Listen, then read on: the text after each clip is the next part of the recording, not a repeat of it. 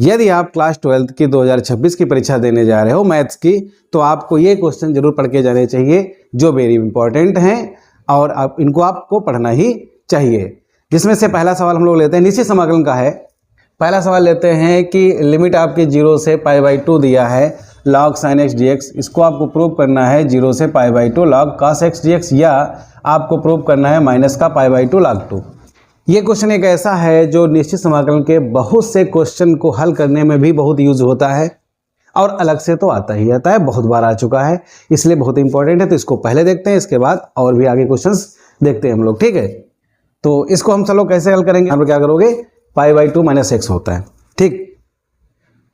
यानी यहाँ पर हम इसको लिखेंगे अब 0 से π/2 log साइन, जहां पर x लिखा हुआ है, ठीक, जहां पर x लिखा हुआ है, x के स्थान पर आप क्या लिख लोगे, π/2 - x, x के स्थान पर क्या लिख दोगे, π/2 - x। ये आपकी प्रॉपर्टी हुई, यानी कि प्रगुण हुआ।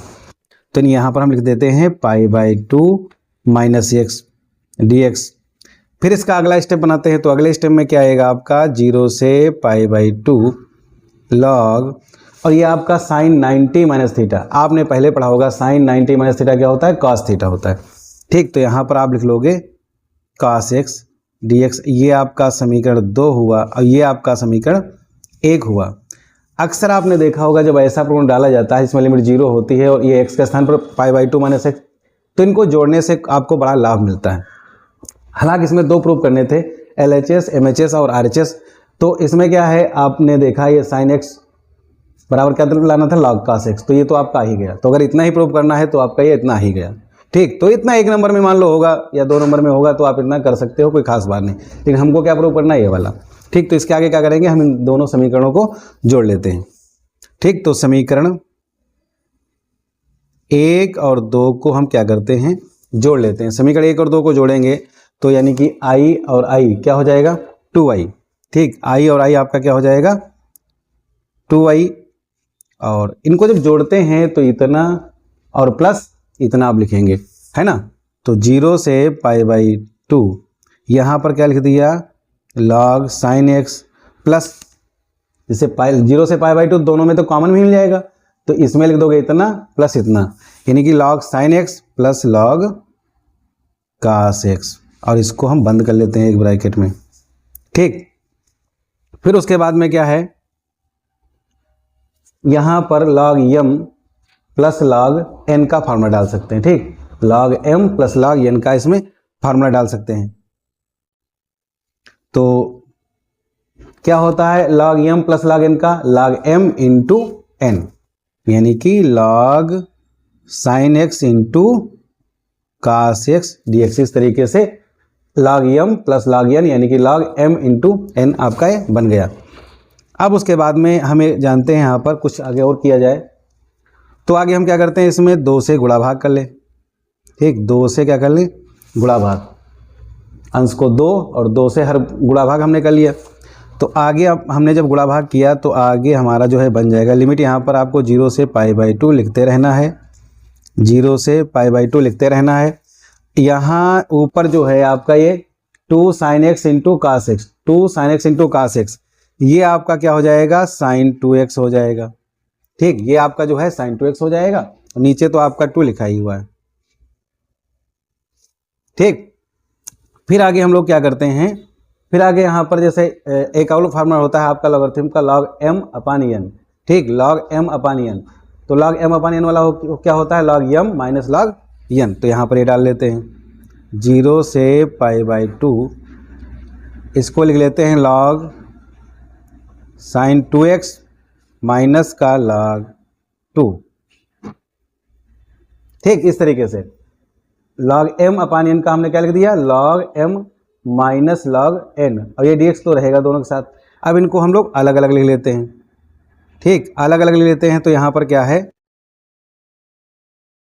2i बराबर, अलग अलग लिखने में क्या रहेगा,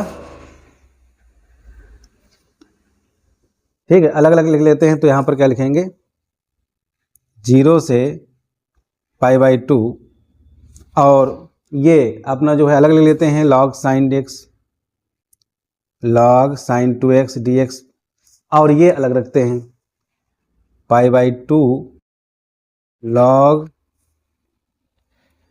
sin log 2, ठीक। और ये रहा आपका dx, इस तरीके से लिख लेते हैं, ठीक। अब यहाँ पर क्या है, यहाँ पर एक 2x को हम t मान लेते हैं, ठीक। 2x को कुछ अलग मान लेते हैं, t मान लेते हैं। तो जैसे कि मान लिया इसको हमने 2x को t माना, 2x बराबर t। और आप जानते हो कि जिसको माना जाता है उसका हमें अवकलन करना होता है, ठीक। जिसको माना जाता है उसका क्या करना होता है, अवकलन करना होता है। तो 2x को t मान लिया, इसका अवकलन करेंगे, ठीक। इसका क्या करेंगे, अवकलन करेंगे। तो अवकलन करोगे तो 2 इंटू एक्स का अवकलन अपना dx हो जाएगा और t का अवकलन dt हो जाएगा, यानी कि dx बराबर क्या हो जाएगा, dt/2। ये 2 में चला जाएगा। अब आप जानते हो जब भी मानते हो तब क्या करते हो, आप लिमिट चेंज करते हो, ठीक। जब भी समाकलन करते समय मानोगे तो लिमिट क्या करोगे, चेंज करोगे। तो इसमें क्या चेंज करोगे कि जब आपने जो है क्या माना है 2x को t, इस कंडीशन में देखते हैं कि जब आपके पास क्या थी, पहले अपर लिमिट क्या है, लोअर लिमिट क्या है, अपर लिमिट क्या है π/2। तो जब x का मान π/2 है तो उस कंडीशन में फिर t का मान क्या रहेगा, तो यहाँ पर π/2 जब रख लोगे तो 2 इंटू π/2 रख लोगे, अर्थात क्या आ जाएगा, पाई आ जाएगा। और जब x का मान 0 है तो उस कंडीशन में जब x का मान 0 रखेंगे यहाँ पर तो t का मान 0 ही हो जाएगा, ठीक। ये आप जो है x का मान 0 रखोगे जब यहाँ पर तो t का मान क्या हो जाएगा, 0। तो इस तरीके से हम लोग देखते हैं जो अपर लिमिट थी इसके लिए π/2 वो क्या बन गई है, π/2 बन गई है पाई। तो यहाँ पर हम पाई लिख लेते हैं और 0 तो 0 ही रहा, ठीक। फिर लिख लेते हैं log साइन। अब जो हमारा 2x था उसकी जगह पर हमने क्या लिख लेंगे, t लिख देंगे। और यहाँ पर जो dx है, dx की जगह पर क्या लिख देंगे, dt/2 लिख देंगे। तो यहाँ पर dt/2 हो जाएगा माइनस का। अब इसमें जो है log 2 आप आगे ले लो तो वहाँ पर 1 बच जाएगा। तो हमने क्या किया, इसमें π/2 log 2 आगे ले लेते हैं, ठीक। log 2 आगे ले लेते हैं तो यहाँ पर 0 से π/2 और यहाँ पर 1 बच जाएगा dx, यहाँ पर x के सापेक्ष कर रहे हैं, ठीक। अब यहाँ पर क्या है, जैसे यहाँ पर ये जो 2 लिखा है वो 2 हम आगे भेज देते हैं, ठीक। 2 हम क्या करते हैं, आगे भेज देते हैं। तो यहाँ पर 0 से पाई log, और आप ये भी लिमिट जानते हो, आपकी ये प्रॉपर्टीज 1 होती है, यानी प्रगुण 1 होता है कि अगर चर पद चेंज कर दें निश्चित समाकल में तो कोई फर्क नहीं पड़ता है। यानी कि t और dx को हम क्या लिख लेते हैं, x dx, यानी sin x dx। और यहाँ पर log 2, यहाँ पर बचता है आपका a, और a का समाकलन होता है x। और ये लिमिट रख लो अपना π/2 और 0, ठीक। फिर उसके बाद